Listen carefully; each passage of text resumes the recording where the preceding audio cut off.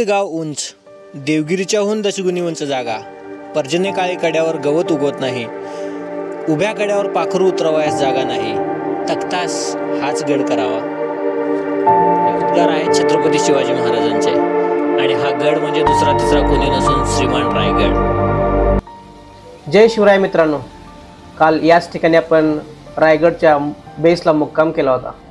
तर सकाळचे वाजलेले आहेत 5:30 आणि आपण चाललेलो आहोत रायगडच्या दिशेनं, जो की पुण्यापासून 120 किलोमीटर वरती व मुंबईपासून 170 किलोमीटर वरती स्थित आहे.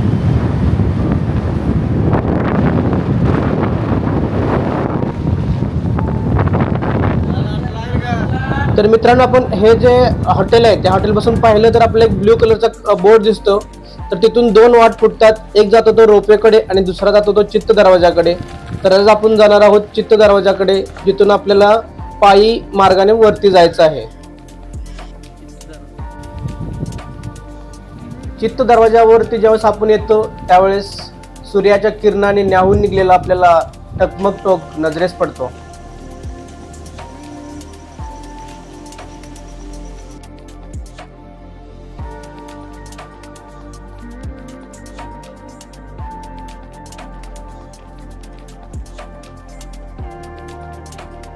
छत्रपती शिवाजी महाराज की जय.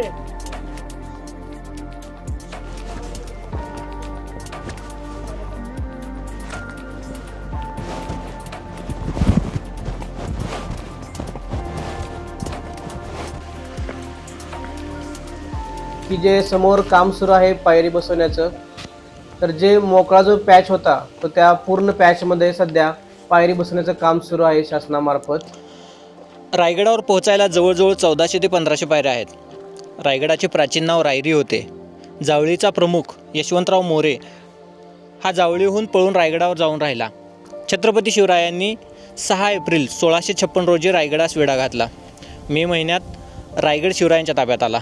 कल्याणचा सुभेदार मुल्ला अहमद याच्याकडून लुटलेल्या खजिन्याचा वापर बांधकामासाठी केला गेला. रायगडाची जागा अवघड असल्यामुळे तसेच ते सागरी दळणवळणाच्या दृष्टीने सोयीचे असल्यामुळे छत्रपती शिवाजी महाराजांनी रायगडाची राजधानी म्हणून निवड केली. रायगडावर येण्यासाठी 2 मार्ग आहेत. पहिला म्हणजे चित्त दरवाजा आणि दुसरा म्हणजे नाणेघाट. तर जिथून आपण सुरुवात केली तो आहे चित्त दरवाजा. परंतु चित्त दरवाजा मार्गावरून येताना मध्ये रस्त्याचे काम सुरू असल्यामुळे पर्यायी मार्ग म्हणून नाणेघाटाचा वापर केला जातो. हा आहे नाणेघाट मार्ग. लहानपणी आपल्याला सांगितलं जायचं की ढगांच्या वरती स्वर्ग आहे. कदाचित हाच तो स्वर्ग नसेल ना, म्हणजे दुर्ग दुर्गेश्वर रायगड, हिंदवी स्वराज्याची दुसरी राजधानी श्रीमान रायगड. चित्त दरवाजातून जेव्हा तुम्ही येता तेव्हा काहीशा खड्या पायऱ्या आहेत, त्यामुळे थोडीशी दमछाक होते. नाणेघाट मार्गे आला तर दमछाक कमी प्रमाणात होऊ शकते.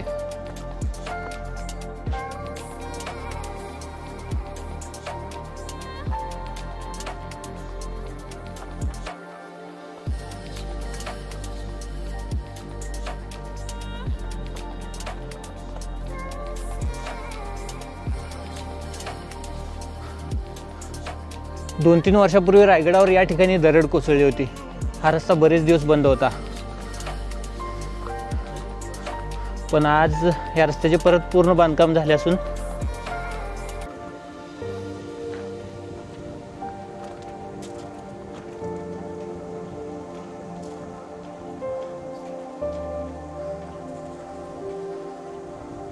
अजून किती वेळ लागतो वर जायला? अर्धा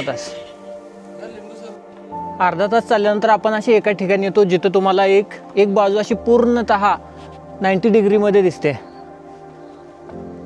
कडा एका साईडनं असा तासून उभा केल्यासारखा वाटतो. याचंच वर्णन आहे बखरीत केलेलं आहे. पावसाळ्यात दरड वगैरे कोसळू नये म्हणून शासनाने वेगवेगळ्या प्रकारच्या उपाययोजना यावरती राबवलेल्या आहेत.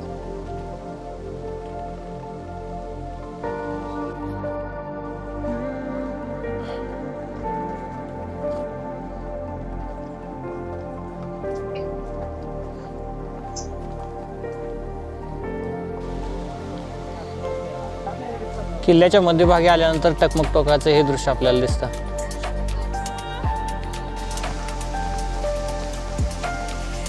ट्रेक करत असताना सर्वात आवडते आकर्षण म्हणजे हा धबधबा. आता काहीसं पाणी कमी झालं या धबधब्याचं, पण ऐन पावसाळ्यात जर तुम्ही आला तर हे अप्रतिम दृश्य. आपला थकवटा जेवढा आपण चालत आलो खालून येताना जेवढा आपला दम लागलेला असतो ना, तो चिनवटा तो एका क्षणात पळून लावतोय.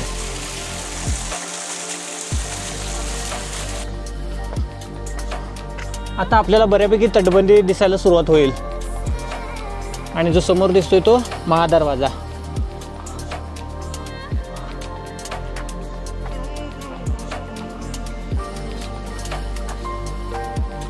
ही आहे रायगडाची भव्य तटबंदी.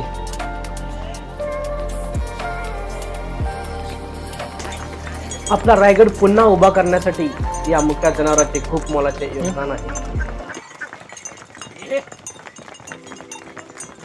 भैया किती पैसे मिळते तुम्हाला याचे? कसं ब्रास? ब्रास किती दिवसात रोजचा रोज?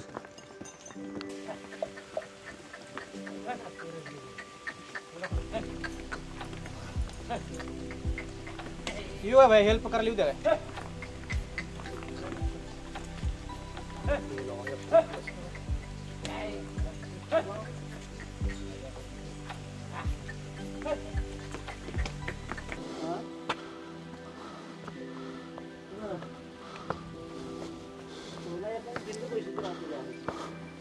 फ्रेममध्ये बसत नाही महादरवाजा. हा समोर दिसतोय तो रायगडाचा मुख्य महादरवाजा. या दरवाजाचे बांधकाम तुम्ही पाहिले तर ते आहे गोमुख पद्धतीचे. याचा फायदा असा की पूर्वीच्या काळी दरवाजा तोडण्यासाठी मोठे ओंडके दरवाजावरती आणून आदळले जायचे किंवा लांबून दरवाजावरती तोफांचा मारा केला जायचा.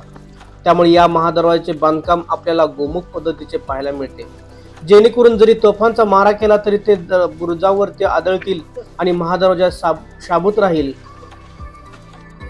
या महादरवाजाच्या दोन्ही बाजूला 2 बुरुज असून त्याला जय व विजय असे म्हणतात. हिंदू पुराणानुसार जय विजय हे श्री विष्णूचे द्वारपाल आहेत.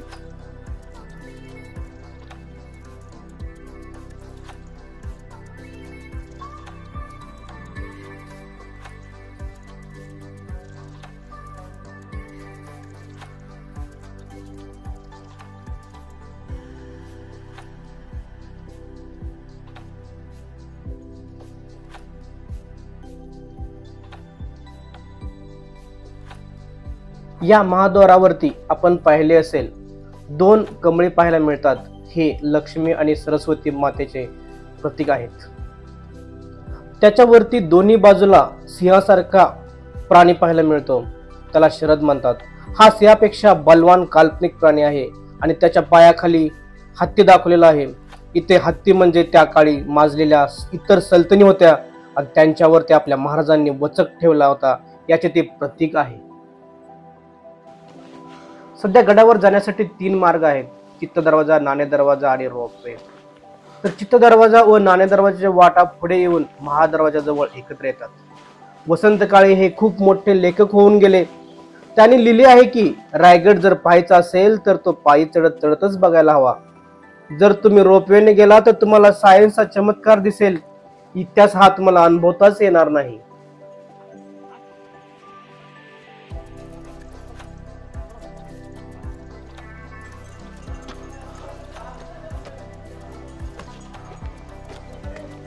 हाँ ये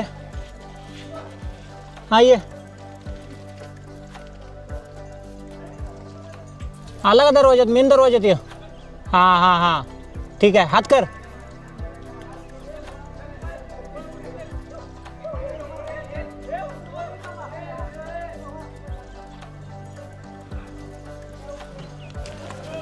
आता जेव्हा तू महादरवाजात होता तेव्हा तुला वरून मी दिसत होतो का? अजून खालून जर आपण वरती पाहिलं तर कोणीही दिसत नव्हतं वरती. पण वरून जेव्हा मी बघतो तेव्हा अगदी व्यवस्थित आम्हाला दिसत होतं. म्हणजे मी हल्ला पण करू शकत होतो तुझ्यावर. मग अजून खालून जर आपण पाहिलं तर वरती आपल्याला काही दिसत नव्हतं. थोडीशी खिडकी असल्यासारखं वाटायचं, पण तिथून वरून कोण बघतंय किंवा पहारा देतंय हे थोडासाही बास तिथून वाटत नव्हतं आपल्याला. महादरवाजावरून आपण पुढे चालत जर राहिलो तर आपण जाऊन पोहोचतो ते होळीच्या माळावरती. पण त्या अगोदर आपल्याला अशा एका ठिकाणी भेट द्यायची आहे ज्या ठिकाणी एक अज्ञात असा बुरुज आहे आणि त्या बुरुजाच्या शेजारीच अशी एक तोफ आहे ज्या तोफेमध्ये अजूनपर्यंत एक जिवंत असा दारुगोळा आपल्याला पाहायला मिळतो, तो याच रायगड किल्ल्यावरती.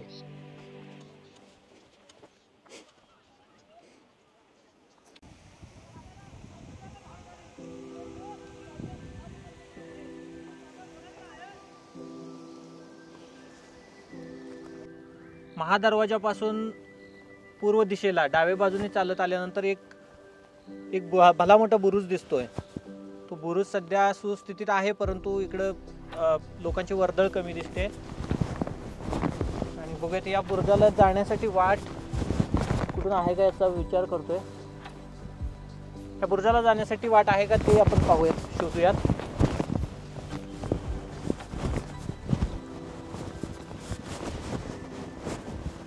ही सगळी तटबंदी पूर्वेच्या बाजूची तटबंदी आहे.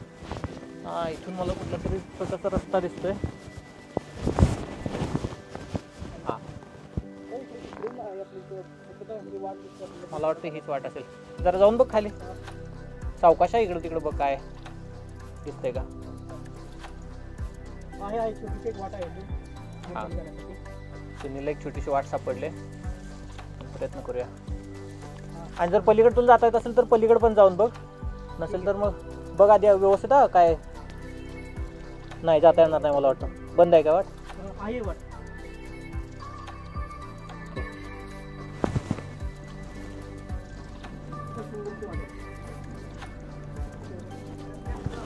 हा ठीक आहे, मी पुढे येतोय.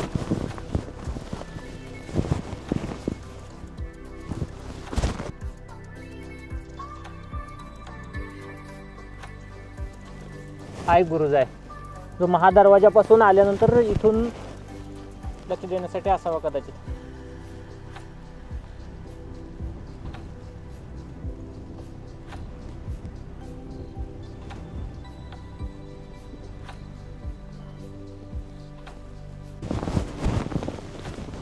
जो प्रत्येक ट्रेकरचा रेग्युलर रोड आहे तो सोडून आपण पूर्वेच्या तटबंदीकडून खालच्या साईडला चाललोय. इकडे थोड्याशा गोष्टी दिसत आहेत मला.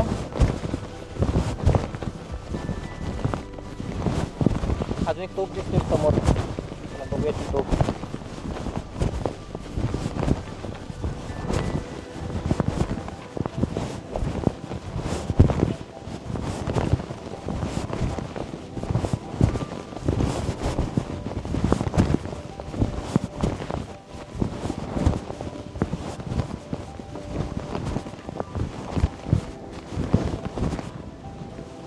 आपण प्रयत्न करूया तोफेवर कुठली तरी डिझाईन काढले, कलाकृती. हा नंबर 2530.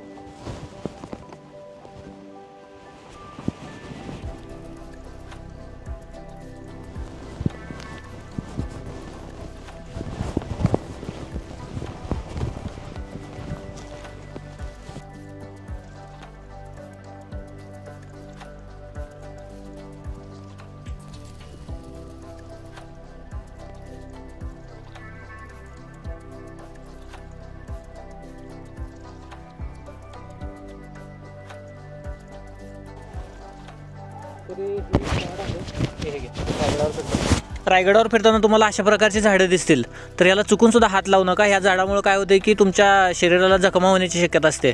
आता चुकून सुनीलचा हात लागला होता, तर अशा प्रकारे त्याला जखम झाले. आणि हां, गोळा आहे तिकडे गेल्यानंतर तुम्हाला सापडेल.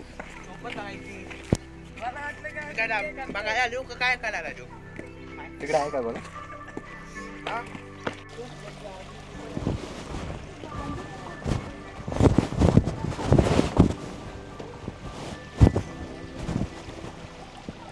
आता आपण महादरवाजातून वरती आलेलो आहोत. तर आपण वरती गेल्यानंतर जे परिचित आहेत ते ठिकाण तर आपण एक्सप्लोर करणार आहोत, पण त्याचबरोबर जी अपरिचित ठिकाणं आहेत ते पण आपण एक्सप्लोर करण्याचा प्रयत्न करूया. तर चला, चलो.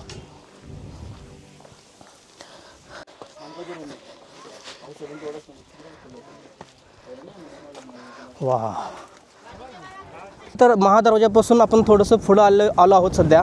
तर इथे एक मोठंसं तलाव आहे. तर या तलावाचं नाव आहे हत्ती तलाव. तर या तलावामध्ये जे हत्ती होते गडावरती, तर त्यांना स्नान करण्यासाठी जे हे ठिकाण आहे हत्ती तलाव, आणि याचा पाणी पिण्यासाठी पण यूज केला जात असेल त्या काळी. आणि त्याला आपण बघू शकतो किती कडेला आपण तटबंदी वगैरे व्यवस्थित बांधलेली आहे आणि याला पायऱ्या पण आहेत. जेवढे किल्ले आहेत आणि त्या किल्ल्यावरती हत्ती आहेत ना, तर ते हत्ती काय करायचे, छोटे असतानाच ते हत्ती वरती आणले जायचे आणि ते परत मोठे करायचे. तर आपण हत्ती तलावापासून शेजारून एक वाट आहे, त्या वाटेने जाऊन पाहूया. रेग्युलर वाट सोडून आपण दुसऱ्या वाटेने चाललो आहे. आपल्याला काय बघायला भेटते का आपण पाहूया. काय जे अपरिचित आहे असं आपल्याला एक्सप्लोअर करता येते का ते आपण पाहूया. तर इकडं आपण आत बघूया. थोडंसं छोटंसं देऊळ दिसतंय. हा इथं महादेवाचं मंदिर आहे आणि महादेवाच्या मंदिरामधून जर आपण पुढं पाहिलं तर पुढं आपल्याला महादेवाचं मंदिर आहे. ते मंदिर अजून ते बनवायला लागलं त्यांनी थोडंसं. तर आता आपण येऊन पोचलेलो आहोत गंगासागर तलाव. तर गंगासागर तलाव हा रायगडावरील हत्ती तलावापासून जवळच स्थित आहे. म्हणजे आपण हत्ती तलावापासून थोडंसं पुढं आलो की आपल्याला गंगासागर तलाव दिसतो. गंगासागर तलाव हा रायगडावरील हत्ती तलावापासून जवळच स्थित आहे. रायगड जिल्हा परिषदेच्या धर्मशाळेच्या इमारतीपासून दक्षिणेकडे 50 ते 60 पावले चालत गेल्यास हा तलाव लागतो. छत्रपती शिवाजी महाराजांच्या राज्याभिषेकानंतर सप्तसागर आणि महानांची आणलेली तीर्थे या तलावात टाकलीत गेली. याचमुळे या तलावाला गंगासागर हे नाव पडले. गंगासागर तलावापासून दक्षिणेकडे बघितलं तर आपल्याला 2 उंच मनोरे दिसतील. हे मनोरे म्हणजे स्तंभ म्हणून ओळखले जातात आणि या स्तंभांचा उल्लेख जगदीश्वराच्या मंदिराजवळ असलेल्या शिलालेखात सापडतो. आपण त्या शिलालेखाकडे पण जाणार आहोत. चला तर प्रवास करूया पुढील सुरुवातीला. तर आता आपण निघालो आहोत बालेकिल्ल्याकडे. 2 स्तंभाच्या पश्चिमेला असणाऱ्या भागातून 31 पायऱ्या बांधलेल्या आहेत. त्या चढून गेल्यानंतर जो दरवाजा लागतो तो म्हणजे पालखी दरवाजा. तर आता आपण पालखी दरवाजाच्या दिशेनेच निघालो आहोत. तर आता आपण येऊन पोचलो आहोत पालखी दरवाजाजवळ. पालखी दरवाजाच्या या साईडला एक छोटीशी देवळी दिसते. तर या घेऊन ये. कदाचित याला चोर दरवाजा पण म्हणत असावेत. बघू वरती जाता येते का बघू. थांबा मी वर जायचा प्रयत्न करतो.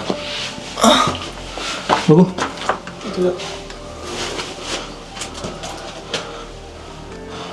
पालखी दरवाजा सोडून हा एक दुसरा रस्ता आहे जिथून आपण वरती जातोय.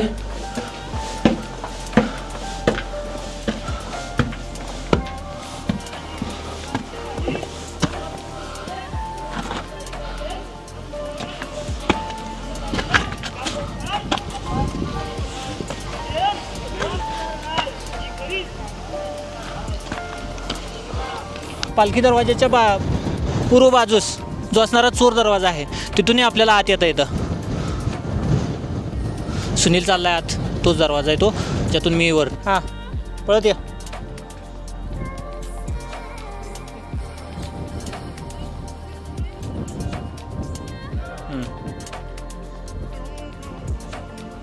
चला आपण चोर वाटेनं वरती येऊन डायरेक्ट बालेकिल्ल्यात प्रवेश करतोय.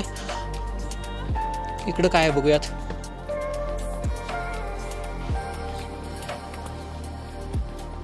आता वरच्या साईडला आलो आहोत. पालखी दरवाजाला चोर दरवाजातून येऊन आपण आता पालखी दरवाजातून जिथून एंट्री होती ना त्या साईडला चाललोय.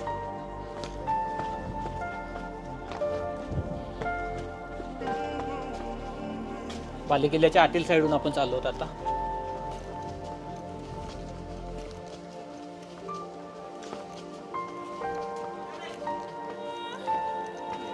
आता सुनील जो एंट्री करतोय तो पालखी दरवाजातून एंट्री आहे त्याची.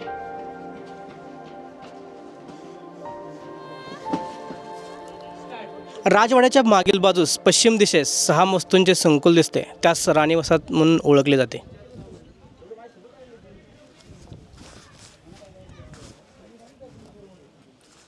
या 6 वस्तूंपैकी 4 महल आतून जोडले आहेत तर 2 पूर्णपणे विलग आहेत.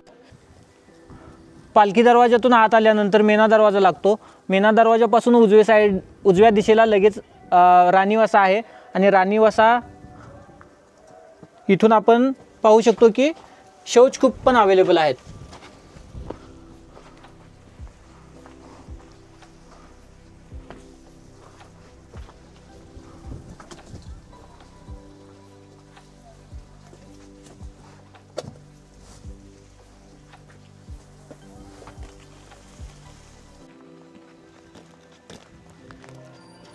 हा समोर जो दिसते ते खिडकी, या खिडकीमधून जर पाहिलं आपण तर हा आहे रायगडचा हिरकणी बुरुज.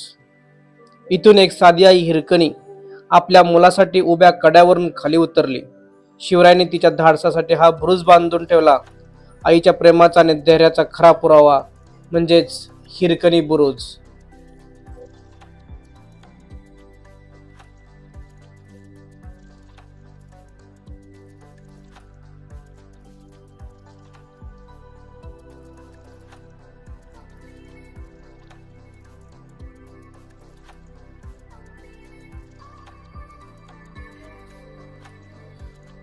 समोर दिसतो तो पायरी मार्ग. हा पायरी मार्ग ज्यावेळेस तुम्ही खालून रोपवे मार्गे गडावरती येता तर तो हा मार्ग आहे. या मार्गे आपण गडाच्या राणी वसाहत या ठिकाणी आपण पोहोचतो.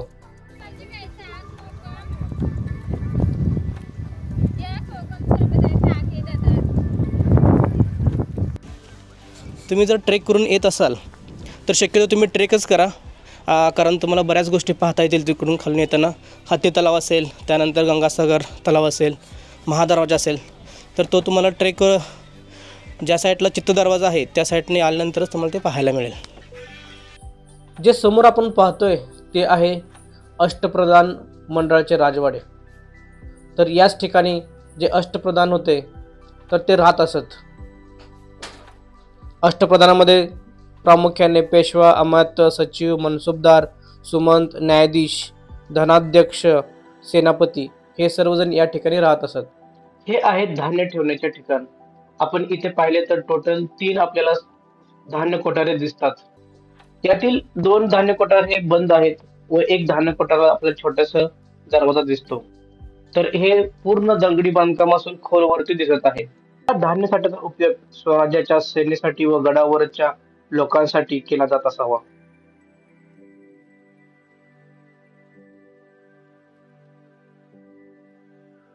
राणी वशाच्या समोर डाव्या बाजूस दासदासींच्या घरांचे अवशेष दिसतात. या अवशेषांच्या मागे एक समांतर भिंत आहे.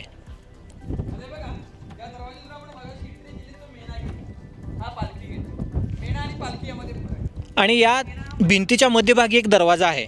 या दरवाजातून आपल्याला बालेकिल्ल्यात प्रवेश करता येतो.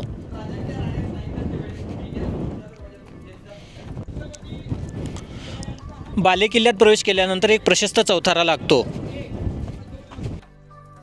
मित्रांनो, हेच ते ठिकाण आहे ज्या ठिकाणी आपला छत्रपती शिवाजी महाराजांनी अखेरचा श्वास घेतला. तेच हे पवित्र ठिकाण. जेव्हा वाटते ना आयुष्यात सर्व काही संपलेले, तेव्हा गाठायचा तो हा रायगड. ऊन वारा पाऊस अशा असंख्य संकटांना तोंड देत 350 वर्षानंतरही तेवढ्याच दिमाखात उभा असलेला रायगड बघायचा आणि महाराजांच्या चरणी नतमस्तक व्हायचे आणि पुन्हा आयुष्याची नवीन सुरुवात करायची.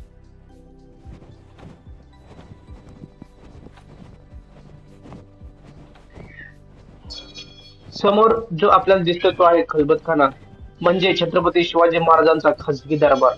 इथे अत्यंत महत्त्वाचे निर्णय, गोपनीय चर्चा आणि राज्यकारभाराचे मोठे व्यवहार होत असत.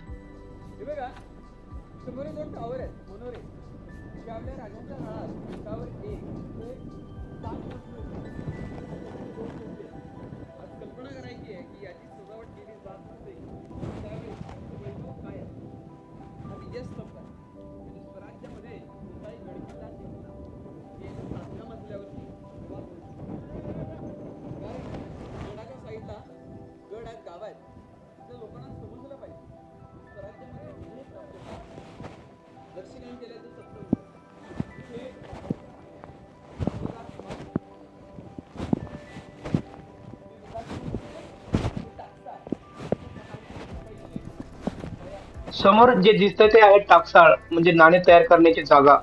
छत्रपती शिवाजी महाराजांच्या काळात स्वराज्याची स्वतंत्र मुद्रा आणि नाणे इथेच ढाळली जात असत. हे आहे स्वराज्याचे नियंत्रण केंद्र. इथेच अष्टप्रधानांची बैठक होत. इथेच इतर गडावरून आलेले दूत, पत्रे, माहिती, युद्धवार्ता सादर केली जात असत. संपूर्ण स्वराज्याचा कारभार या एका ठिकाणावरून चालवला जात असत. तर मित्रांनो, हा होता रायगडाचा फर्स्ट पार्ट. तर सेकंड पार्ट मध्ये लवकरच भेटूया. तोपर्यंत जय शिवराय. धन्यवाद.